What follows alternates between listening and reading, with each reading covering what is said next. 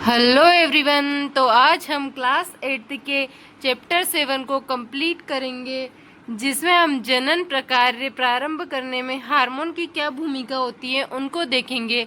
जो जनन रिप्रोडक्शन के लिए जो कार्य होते हैं उनके लिए कौन कौन से हार्मोन की आवश्यकता होती है हम उन्हें देखेंगे। ठीक है, यहाँ हम देखेंगे जो एंडोक्राइन ग्लैंड होती है हार्मोन रुधिर प्रवाह में स्रावित करती है। तो आपने पढ़ा ही होगा या फिर आप आगे पढ़ेंगे कि जो ग्रंथियां होती है वो 2 टाइप की होती है। एक होती है अंतःस्रावी, एक होती है बहिस्रावी। बहिस्रावी एंडोक्राइन ग्लैंड और एक्सोक्राइन ग्लैंड। ठीक है, और जो एक्सोक्राइन ग्लैंड होती है वो बाहर बाहर बाहर स्रावित करती है, उसके अंदर जो पदार्थ बनता है इसको। लेकिन अंतःस्रावी ग्रंथियां जो होती है हार्मोन रुधिर में स्रावित करती है। जो अंदर से हार्मोन निकलते हैं उन्हें रुधिर में ही स्रावित करती है, इसमें नलिका नहीं होती, जिससे वे शरीर के विशिष्ट भाग अथवा लक्ष्य तक पहुंच सके। लक्ष्य स्थल हार्मोन के प्रति अनुक्रिया करता है। हमारे शरीर में अनेक अंतःस्रावी ग्रंथियां हैं, जैसे कि वृषण है, अंडाशय है, लैंगिक हार्मोन स्रावित करती है, और भी कई सारी है, जैसे कि पीयूष ग्रंथि है, हाइपोथैलेमस है, थाइमस है। सारी की सारी अंतःस्रावी। बहिस्रावी में अश्व ग्रंथि है, जिसे आंसू निकलते हैं। पसीना स्वेट ग्लैंड है, जिसे पसीना निकलता है, बाहर स्रावित होता है। और लीवर है ना, ये सबसे बड़ी बहिस्रावी ग्रंथि है। उसके अलावा और भी कई सारी ग्रंथियां हैं जो बहिस्रावी ग्रंथि है। ठीक है, यहाँ हम देखेंगे वृषण एवं अंडाशय जो लैंगिक हार्मोन स्रावित करते हैं। जैसे देखिए, आपने अभी अभी पढ़ा है कि ये हार्मोन गौण लैंगिक लक्षणों के लिए उत्तरदायी हैं। लैंगिक हार्मोन भी पीयूष ग्रंथि द्वारा स्रावित हार्मोन के नियंत्रण में है। पीयूष ग्रंथि अनेक हार्मोन स्रावित करती है। उनमें से एक हार्मोन अंडाशय एवं अंडाणु में शुक्राणु के परिपक्वन को नियंत्रित करता है। जो पीयूष ग्रंथि होती है वो बहुत सारे हार्मोन स्रावित करती है। ठीक है, पीयूष ग्रंथि काफी हार्मोन स्रावित करती है। उनमें से एक हार्मोन जो होता है वो अंडाशय से अंडाणु और जो वृषण से शुक्राणु का परिपक्वन होता है उनको नियंत्रित करता है। ठीक है, अब यहाँ पर हम पीयूष ग्रंथि के बारे में और पढ़ेंगे। पीयूष ग्रंथि से स्रावित जननांगों को टेस्टोस्टेरोन जो कि पुरुष नर में होता है, एस्ट्रोजन जो कि मादा में मासिक चक्र को निर्धारित करता है, ये स्त्रियों में स्रावित होता है। ठीक है, स्त्रियों में उद्दीप्त होता है। रुधिर प्रवाह में स्रावित किया जाता है ताकि शरीर के विभिन्न लक्ष्य स्थल तक पहुंच सके। उसके बाद यौनारंभ के समय शरीर में परिवर्तनों को उद्दीप्त करता है। जैसे बहुत सारे इनकी वजह से एस्ट्रोजन, ये मेल में प्राथमिक लैंगिक लक्षण जैसे दाढ़ी मूंछ का आना, आवाज़ का बाहरी होना, इन सब लक्षणों को दिखाता है। और स्त्रियों में भी जो प्रोजेस्टेरोन होता है, जो एस्ट्रोजन होता है, वो भी इन सब लक्षणों को दिखाता है। ठीक है, प्राथमिक लैंगिक लक्षणों को पहली और बूझो। अब समझ गए कि यौन आरंभ व्यक्ति की जनन अवधि का प्रारंभ है, जब व्यक्ति जनन की क्षमता प्राप्त कर लेता है, परंतु वे जानना चाहते हैं कि क्या जनन काल एक बार प्रारंभ होने के बाद जीवन प्रयत्न चलता रहता है या कभी समाप्त होता है।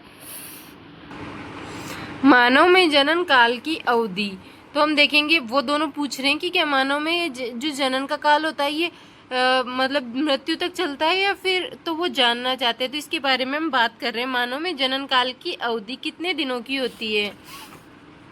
जब किशोरों के वृषण एवं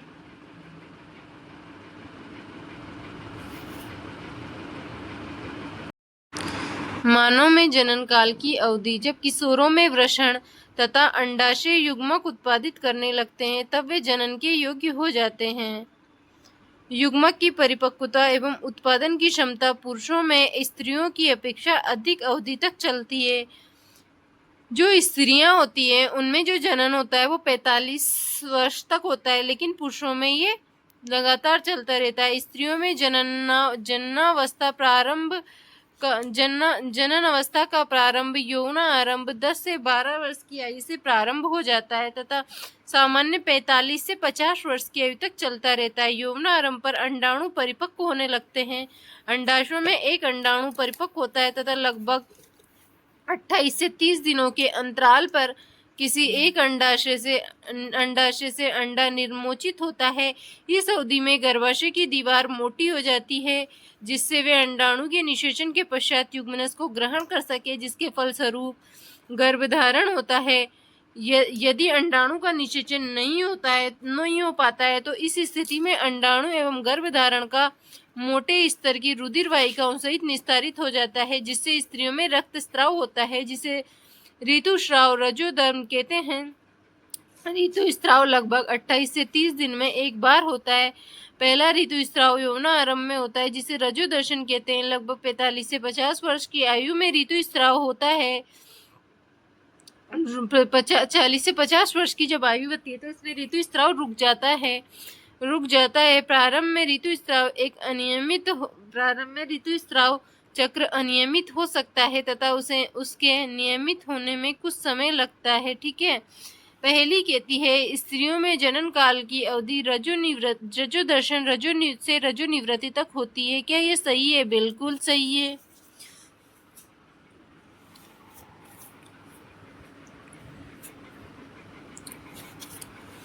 ऋतुस्राव चक्र का नियंत्रण हार्मोन द्वारा होता है। इस चक्र में अंडाणु का परिपक्व होना, इनका निर्मोचन, गर्भाशय की दीवार मोटी होना एवं निषेचन न होने की स्थिति में उनका टूटना शामिल है। यदि अंडाणु का निषेचन हो जाता है तो विभाजन करता है तथा गर्भाशय में विकास के लिए स्थापित हो जाता है, जैसा कि आपने पिछली कक्षाओं में पढ़ चुके हैं। संतति का लिंग निर्धारण किस प्रकार होता है?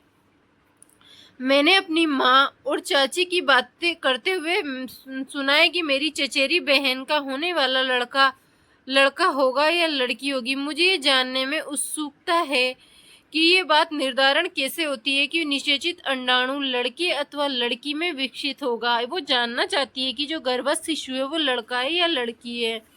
तो लड़का एवं लड़की, निषेचित अंडाणु अथवा युग्मनज में जन्म लेने वाले शिशु के लिंग निर्धारण का संदेश होता है। ये संदेश निषेचित अंडाणु में धागे की संरचना अर्थात गुणसूत्रों में निर्मित होता है। गुणसूत्र प्रत्येक कोशिका के केंद्रक में उपस्थित होते हैं। सभी मनुष्य की कोशिकाओं में केंद्रक में 23 जोड़े गुणसूत्र होते हैं, जिनमें से 2 गुणसूत्र, 1 जोड़ी लिंग सूत्र होते हैं, जिनमें एक्स और वाई कहते हैं। स्त्री में 2 एक्स गुणसूत्र होते हैं, जबकि पुरुष में 1 एक्स और 1 वाई गुणसूत्र होता है। युग्मक अंडाणु अथवा शुक्राणु में गुणसूत्रों का एक जोड़ा होता है। निषेचित अंडों में सदा 1 एक्स गुणसूत्र होता है, परंतु शुक्राणुओं में 2 प्रकार के, जिनमें एक एक्स प्रकार का, दूसरा वाई प्रकार का होता है।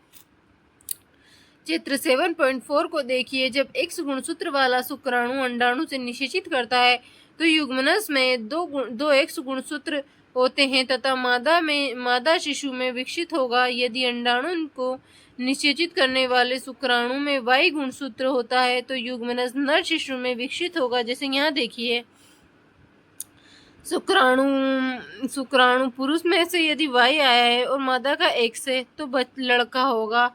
और शुक्राणु में भी एस है और अंडाणु में भी एक्स है तो लड़की होगी। ऐसे देख सकते हैं।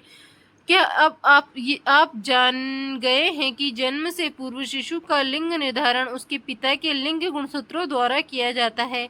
ये धारणा कि बच्चे के लिंग के लिए उसकी माँ उत्तरदायित्व पूर्णतः निराधार है एवं अन्याय संगत है। लिंग हार्मोन के अतिरिक्त अन्य हार्मोन,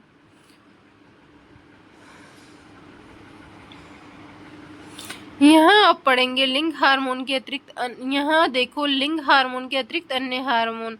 चित्र 7.3 का पुनः अवलोकन कीजिए। पीयूष ग्रंथि द्वारा स्त्रावित हार्मोन जननांगों को उनके हार्मोन उत्पन्न करने के लिए उद्दीप्त करते हैं।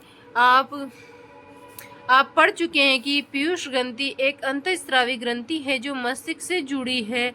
पीयूष ग्रंथि वृषण एवं अंडाशय के अतिरिक्त हमारे शरीर में थायराइड, अग्नाशय, एड्रिनल, अधिवृक्क जैसी कुछ अन्य अंतःस्रावी ग्रंथियां भी है। जैसे यहाँ पर पीयूष ग्रंथि है, थायराइड है, एड्रिनल है, अग्नाशय है, स्त्रियों में अंडाशय है, पुरुषों में वृषण है। मनुष्य के शरीर में अंतःस्रावी ग्रंथियों की स्थिति बूझो और पहेली को याद है कि एक बार जब वे अपनी डॉक्टर बुआ के यहाँ गए थे तो उन्होंने वहाँ काका नाम के एक लड़के को देखा था जिसका गला फूला हुआ था और उभरा हुआ था। उसकी बुआ ने उन्हें बताया कि काका गोइटर नामक व्याधि से ग्रस्त है, जो थायराइड ग्रंथि का रोग है। काका की थायराइड ग्रंथि थायरोक्सिन हार्मोन का उत्पादित नहीं